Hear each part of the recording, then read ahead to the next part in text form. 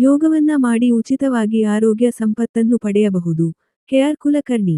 ಪತಂಜಲಿ ಯೋಗ ಶಿಕ್ಷಣ ಸಮಿತಿ ತುಂಗಭದ್ರಾ ವಲಯ ಕೊಪ್ಪಳ ಜಿಲ್ಲೆಯ ಕುಕನೂರ ಶಾಖೆ ಹಾಗೂ ವಿದ್ಯಾಶ್ರೀ ಶಿಕ್ಷಣ ಸಂಸ್ಥೆ ಕುಕನೂರ ಇವರ ಸಹಯೋಗದಲ್ಲಿ 11ನೇ ಅಂತಾರಾಷ್ಟ್ರೀಯ ಯೋಗ ದಿನಾಚರಣೆ ಶನಿವಾರದಂದು ನೆರವೇರಿಸಲಾಯಿತು. ಕಾರ್ಯಕ್ರಮ ಉದ್ಘಾಟನೆಯನ್ನು ಕೆಆರ್ ಕುಲಕರ್ಣಿ ನಿವೃತ್ತ ಪ್ರಾಚಾರ್ಯರು ವಿದ್ಯಾನಂದ ಗುರುಕುಲ ಯೋಗ ದಿನಾಚರಣೆ ಜ್ಯೋತಿ ಬೆಳಗಿಸುವುದರ ಮೂಲಕ ಚಾಲನೆ ನೀಡಿ ಮಾತನಾಡಿ, 2015 ಜೂನ್ 21ರಂದು ಮೊದಲ ಬಾರಿಗೆ ಜಾರಿಗೆ ಬಂದಿರುವ ಅಂತಾರಾಷ್ಟ್ರೀಯ ಯೋಗ ದಿನಾಚರಣೆಯನ್ನು ವಿಶ್ವಾದ್ಯಂತ ಪ್ರತಿವರ್ಷ ಜೂನ್ 21ರಂದು ಆಚರಿಸಲಾಗುತ್ತದೆ. ಯೋಗವು ಬಹಳ ಹಳೆಯ ಅಭ್ಯಾಸವಾಗಿದ್ದು, ಪ್ರಾಚೀನ ಪುರಾಣ ಕಾಲದಿಂದಲೂ ದೇಶದಲ್ಲಿ ಅನುಸರಿಸುತ್ತಾ ಬರಲಾಗಿದೆ. ವಿಶ್ವಕ್ಕೆ ಕೊಟ್ಟ ಯೋಗ ನಿಧಿ, ಸಂಪತ್ತಾಗಿದೆ. ಯೋಗವನ್ನು ಮಾಡಲು ಯಾವುದೇ ಭೌತಿಕ ಸಂಪತ್ತು ಬೇಕಾಗಿಲ್ಲ, ಹಣ ಇದ್ದವರಷ್ಟೇ ಇದನ್ನು ಮಾಡಲು ಸಾಧ್ಯ, ಬಡವರು ಯೋಗ ಮಾಡಲು ಸಾಧ್ಯವಿಲ್ಲ ಅನ್ನುವುದಕ್ಕೆ ಏನೂ ಸಾಧ್ಯವಿಲ್ಲ. ಎಲ್ಲರೂ ಯೋಗವನ್ನ ಮಾಡಿ ಉಚಿತವಾಗಿ ಆರೋಗ್ಯ ಸಂಪತ್ತನ್ನು ಪಡೆಯಬಹುದು. ಯೋಗ ಎನ್ನುವುದು ಯಾವ ಕೆಲಸವನ್ನು ಏಕಾಗ್ರತೆಯಿಂದ ಪರಾಶಕ್ತಿಯಿಂದ ಮೈ ಮರೆತು ಯಾವ ಕೆಲಸವನ್ನು ಮಾಡುತ್ತೇವೆಯೋ ಅದು ಯೋಗ. ಯೋಗವನ್ನ ಮಾಡುವುದರೊಂದಿಗೆ ರೋಗ ಮುಕ್ತರಾಗೋಣ ಎಂದು ಕರೆ ನೀಡಿದರು. ಮುಖ್ಯ ಅತಿಥಿಗಳಾದ ಡಾಕ್ಟರ್ ಮಂಜುನಾಥ ವಕ್ಕಳದ ಚಿಕ್ಕ ಮಕ್ಕಳ ತಜ್ಞರು ಮಾತನಾಡಿ, ಇತ್ತೀಚಿನ ದಿನಗಳಲ್ಲಿ ವಿಶ್ವಾದ್ಯಂತ ಹೆಚ್ಚಿನ ಜನರು ತಮ್ಮ ಮಾನಸಿಕ ಒತ್ತಡ ಮತ್ತು ದೈಹಿಕ ಸೌಂದರ್ಯಕ್ಕಾಗಿ ಯೋಗದ ಮೊರೆ ಹೋಗುತ್ತಿದ್ದಾರೆ. ಯೋಗವು ಮನಸ್ಸು ಮತ್ತು ದೇಹವನ್ನು ಸಂಪರ್ಕಿಸುವ ಪ್ರಾಚೀನ ಕಲೆಯಾಗಿದೆ. ಭಾರತವು ಜಗತ್ತಿಗೆ ನೀಡಿದ ಒಂದು ದೊಡ್ಡ ಕೊಡುಗೆಯಾಗಿದೆ. ಮನುಷ್ಯನಿಗೆ ಬಾಹ್ಯ ಸೌಂದರ್ಯ ಎಷ್ಟು ಮುಖ್ಯವೋ, ಆಂತರಿಕ ಸೌಂದರ್ಯವೂ ಅಷ್ಟೇ ಮುಖ್ಯವಾಗಿರುತ್ತದೆ.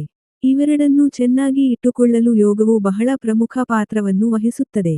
ಪ್ರತಿನಿತ್ಯವೂ ಯೋಗ ಮಾಡುವುದರಿಂದ ಉತ್ತಮವಾದ ಆರೋಗ್ಯಕರ ಜೀವನವನ್ನು ನಡೆಸಬಹುದಾಗಿದೆ ಎಂದು ಮಾತನಾಡಿದರು.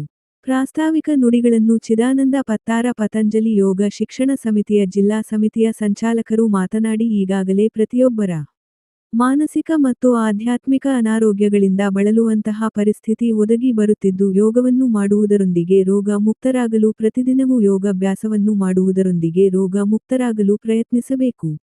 ಪ್ರತಿವರ್ಷ ಯೋಗದ ದಿನಾಚರಣೆಯು ಯೋಗ, ಧ್ಯಾನ, ಸಭೆಗಳು, ಚರ್ಚೆಗಳು, ಸಾಂಸ್ಕೃತಿಕ ಪ್ರದರ್ಶನಗಳು ಇತ್ಯಾದಿಗಳನ್ನು ಅಭ್ಯಸಿಸುವುದರ ಮೂಲಕ ವಿಶ್ವದ ಬಹುತೇಕ ರಾಷ್ಟ್ರಗಳಲ್ಲಿ ಯೋಗ ದಿನವನ್ನು ಆಚರಿಸಲಾಗುತ್ತದೆ.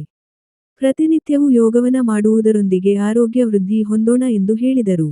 ಕಾರ್ಯಕ್ರಮದ ಅಧ್ಯಕ್ಷತೆಯನ್ನು ವಿದ್ಯಾಶ್ರೀ ಶಿಕ್ಷಣ ಸಂಸ್ಥೆಯ ಅಧ್ಯಕ್ಷರಾದ ಜಶವಂತ ಜೈನ್ ಮಾತನಾಡಿ, ಯೋಗದಿಂದ ಮನಸ್ಸನ್ನು ಶಾಂತಗೊಳಿಸುತ್ತದೆ ಮತ್ತು ದೈನಂದಿನ ಜೀವನದಲ್ಲಿ ಅರಿವು ಮತ್ತು ಜವಾಬ್ದಾರಿಯ ಉನ್ನತ ಪ್ರಜ್ಞೆಯನ್ನು ಬೆಳೆಸುತ್ತದೆ. ಈ ಸಾವಧಾನತೆಯು ಆರೋಗ್ಯಕರ ಮತ್ತು ಹೆಚ್ಚು ಸುಸ್ಥಿರ ಜೀವನಶೈಲಿಯನ್ನು ಆಯ್ಕೆ ಮಾಡಲು ನಮಗೆ ಅನುವು ಮಾಡಿಕೊಡುತ್ತದೆ. ಯೋಗ ಪ್ರತಿಯೊಬ್ಬರಿಗೂ ಅವಶ್ಯ. ಪ್ರತಿಯೊಬ್ಬರೂ ಯೋಗದೊಂದಿಗೆ ಆರೋಗ್ಯವನ್ನು ಕಾಪಾಡಿಕೊಳ್ಳಬಹುದು ಎಂದು ಹೇಳಿದರು. ಶಾಂತರಾಜ ಅಣ್ಣನವರು, ಪತಂಜಲಿ ಯೋಗ ಶಿಕ್ಷಣ ಸೇವಾ ಸಮಿತಿಯ ಬೆಂಗಳೂರು ಪಶ್ಚಿಮ ನಗರ ರವರು ಮುಖ್ಯ ಅತಿಥಿಯಾಗಿ ಪಾಲ್ಗೊಂಡು ಯೋಗ ವಿಧಾನಗಳನ್ನು ಪ್ರಸ್ತುತಪಡಿಸಿ ಮಾತನಾಡಿ, ಯೋಗವು ನಮ್ಮ ಪ್ರಾಚೀನ ಸಂಪ್ರದಾಯದ ಅಮೂಲ್ಯ ಕೊಡುಗೆಯಾಗಿದೆ. ಯೋಗವು ಮನಸ್ಸು ಮತ್ತು ದೇಹ, ಚಿಂತನೆ ಮತ್ತು ಕ್ರಿಯೆಯ ಏಕತೆಯನ್ನು ಸಾಕಾರಗೊಳಿಸುತ್ತದೆ. ನಮ್ಮ ಆರೋಗ್ಯ ಮತ್ತು ನಮ್ಮ ಯೋಗಕ್ಷೇಮಕ್ಕೆ ಮೌಲ್ಯಯುತವಾದ ಸಮಗ್ರ ವಿಧಾನ.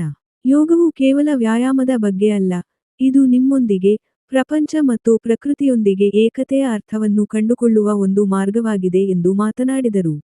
ಈ ಸಂದರ್ಭದಲ್ಲಿ ಗವಿಸಿದ್ದಪ್ಪ ಕರಮುಡಿ, ಶ್ರೀ ಗವಿಸಿದ್ದೇಶ್ವರ ಶಾಲಾ ಆಡಳಿತ ಮಂಡಳಿ, ವಿದ್ಯಾಪತಿ ವಿದ್ಯಾಶ್ರೀ ಶಿಕ್ಷಣ ಸಂಸ್ಥೆಯ ಶಿಕ್ಷಕರು, ಡಾಕ್ಟರ್ ಜಮ್ಮಣ್ಣ ಅಂಗಡಿ, ಶಿವಯ್ಯ ಹಿರೇಮಠ, ಡಾಕ್ಟರ್ ಶಕುಂತಲಾ ಅಂಗಡಿ, ಶಾರದ ಆರ್ಯರ, ವಂದನ ಹಿರೇಮಠ, ಗಿರಿಜಾ, ಲಕ್ಷ್ಮಣ ಕಾಳೆ, ಖಾಜಾಸಾಬ್ ಶಿಕ್ಷಕರು, ಸಿದ್ದು ಬಣ್ಣದಬಾವಿ, ಪ್ರಭುರಾಜ್ ವಕ್ಕಳದ, ಭಾಗ್ಯ ಹಿರೇಮಠ, ಯಲ್ಲಪ್ಪ ಹಳ್ಳದ, ಉಮಾ ಗುಡ್ಲಾನೂರು, ಕಾಳಮ್ಮ ಕಳ್ಳೆಮಠ, ಜಗದೀಶ್ ಜವಳಿ, ವೀರೇಶ್ ಪವಾಡ್ ಶೆಟ್ಟಿ, ಸುಮಾ ಓಜನಹಳ್ಳಿ, ಅಶೋಕ್ ವಕ್ಕಳದ, ಲಕ್ಷ್ಮಣ ಕಂಬಳಿ, ಮಂಜುನಾಥ ಗದುಗಿನ, ತಿಪ್ಪಣ್ಣ ಹಾಗೂ ಯೋಗ ಶಿಬಿರಾರ್ಥಿಗಳು ಮತ್ತು ವಿದ್ಯಾಶ್ರೀ ಶಿಕ್ಷಣ ಸಂಸ್ಥೆ ಶಿಕ್ಷಕರು ಮತ್ತು ವಿದ್ಯಾರ್ಥಿಗಳು ಇತರರು ಇದ್ದರು.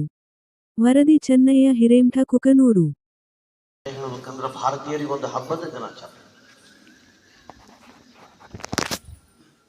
ಭಾರತ ವಿಶ್ವಕ್ಕೆ ಕೊಟ್ಟಂತಹ ಅತ್ಯಮೂಲ್ಯ ಆರೋಗ್ಯದ ಒಂದು ನಿಧಿ, ಸಂಪತ್ತು. ಯೋಗವನ್ನು ಆಚರಣೆ ಮಾಡಲಿಕ್ಕೆ ಯಾವ ಭೌತಿಕ ಸಂಪತ್ತು ಬೇಕಾಗಿಲ್ಲ. ಇಲ್ಲ ಹಣ ಇದ್ದವರಷ್ಟ ಇದನ್ನು ಮಾಡ್ಲಿಕ್ಕೆ ಸಾಧ್ಯ, ಬಡವರು ಮಾಡ್ಲಿಕ್ಕೆ ಸಾಧ್ಯ ಇಲ್ಲ ಅಂತನ್ನೋದು ಏನಿಲ್ಲ. ಇದನ್ನ ಎಲ್ಲರೂ ಮಾಡಿ ಉಚಿತವಾಗಿ ಆರೋಗ್ಯ ಸಂಪತ್ತನ್ನು ಗಳಿಸಬಹುದು. ಯೋಗ ಅನ್ನಂತಹ ಶಬ್ದ ಅಂತ ಹೇಳ್ತೀನಿ. ಯೋಗ ಅಂದ್ರೆ ಆಲ್ರೆಡಿ ಸರ್ ಬಹಳ ಹೇಳಿದ್ದಾರೆ. ಯೋಗ ಅಂದ್ರೆ ನೀವು ಜಸ್ಟ್ ಸರ್ ಇಡೀ ವಯಸ್ಸಿಗೆ ಬಂದ್ರೆ ಅವ್ರು ಯೋಗ ಏನಾದ್ರು ಮಾಡ್ತಾರ ಅಂತ ಕೇಳ್ಬೋದು. ಯೋಗದಲ್ಲಿ 3 ಕಾಂಪೋನೆಂಟ್ ಇರ್ತಾವ. ಯೋಗ ಅಂದ್ರೆ ದೈಹಿಕವಾಗಿ ಫಿಸಿಕಲಿ ನೀವೇನು ಯೋಗಾಸನ ಅವೆಲ್ಲ ಮಾಡ್ತೀರಲ್ಲ ಅವೆಲ್ಲ. ಮತ್ತೆ ಇನ್ನೊಂದು ಏನಪ್ಪಾ ಅಂದ್ರ ಮೆಂಟಲಿ ಮಾನಸಿಕವಾಗಿ ಯೋಗ ಅಂದ್ರೆ ಜ್ಞಾನ. ನೀವೆಲ್ಲ ಅಲ್ಲಿ ಬೆಂಗಳೂರಲ್ಲೇ ಕೇಳ್ತೀರಿ ಸುದರ್ಶನ ಕ್ರಿಯೆ ಆ ಕ್ರಿಯೆ ಅಂತ ಹೇಳ್ತಾರೆ. ಸ್ವಾಮಿ ವಿವೇಕಾನಂದರ ಫೋಟೋ ಹಾಕಿದ್ದಾರೆ. ಸ್ವಾಮಿ ವಿವೇಕಾನಂದ್ರ ಏನಪ್ಪಾ ಅಂದ್ರೆ ಜ್ಞಾನ ಮಾಡ್ತಾ ಮಗ್ನವಾಗಿ ಕುಳಿತಾಗ ಕತೆ ಕೇಳ್ತೀರಿ, ಹಿಂದೆ ಹಾವು ಬಂದ್ರು ಸಹ ಅವ್ರಿಗೆ ಎಚ್ಚರ ಇರ್ಲಿಲ್ಲ ಅಂತ, ಅಷ್ಟು ಜ್ಞಾನದಲ್ಲಿ ಮಗ್ನ ಆಗಿದ್ರು. ಅಂದ್ರ ಆಮೇಲೆ ಆಧ್ಯಾತ್ಮಿಕವಾಗಿ ಯೋಗ ಅಂದ್ರೆ ನೋಡ್ರಿ ಅಲ್ಲಿ ಫೋಟೋ ಹಾಕಿ ದೇವರನ್ನ ಪೂಜಿಸ್ತಿದ್ದಾರೆ. ಆ ಆಧ್ಯಾತ್ಮಿಕ ಅಂದ್ರೆ truth of life. What is the truth of life ಅಂತ ಹೇಳಿ ಅದ್ರ ಕಂಡ್ಕೊಳ್ಳೋದು ಅದೆಲ್ಲ ಅಂದ್ರೆ ಯೋಗದಿಂದ. ಅಂದ್ರೆ ನೀವು ಯೋಗ ಮಾಡ್ಲಾರ್ದೆ ಸುಮ್ಮನೆ ಇರ್ತಾನಲ್ಲ ಅವ ಭೋಗಿ, ತಿಂದು ತೇಗುವವನು ಭೋಗಿ ಅಂತ ಹೇಳ್ತಾರೆ. ಅದೇ ತಿಂದು ಇನ್ನೊಬ್ಬರಿಗೆ ಕೊಡುವವನು ತ್ಯಾಗಿ. ಆದ್ರೆ ತಿನ್ಬೇಕು, ಯಾಕೆ ತಿನ್ಬೇಕು, ಎಷ್ಟು ತಿನ್ಬೇಕು, ಇನ್ನೊಬ್ಬರಿಗೆಲ್ಲ ಕೊಡುವವನು ಅವನು ಯೋಗಿ ಅಂತ ಹೇಳೋದು. ಅಂದ್ರೆ ಯೋಗವನ್ನ ಮಾಡುವವನು. ಅಂದ್ರೆ ಯೋಗ ಅಂದ್ರೆ ಫಿಸಿಕಲಿ, ಮೆಂಟಲಿ, ಸ್ಪಿರಿಚುವಲಿ ಈ 3ರಿಂದ ಕೂಡಿದಾಗ ಅದನ್ನ ಯೋಗ ಅಂತ ಹೇಳ್ತೀವಿ. ಈ ಯೋಗ ಪೂರಕ ಮಾಡ್ತಾ ಕೈ ಪತ್ತಿನ ಮೇಲೆ ತಗೋತೀವಿ, ರೇಚಕ ಮಾಡ್ತಾ ಕೈ ಕೆಳಗೆ ಇಳಿಸ್ತೀವಿ. ಭುಜಗಳಿಗೆ ಭ್ರಮಣ ರೊಟೇಷನ್ ಮಾಡೋಣ. 5 ಹಸ್ತಗಳನ್ನ ಬೆಲ್ಟ್ಗಳನ್ನ ಕೂಡಿಸಿ ಭುಜ ಮೇಲೆ ಇಟ್ಕೋತೀವಿ. ಭುಜ ಮೇಲೆ ಇಟ್ಕೊಂಡು ಈಗ ಮುಂದೆ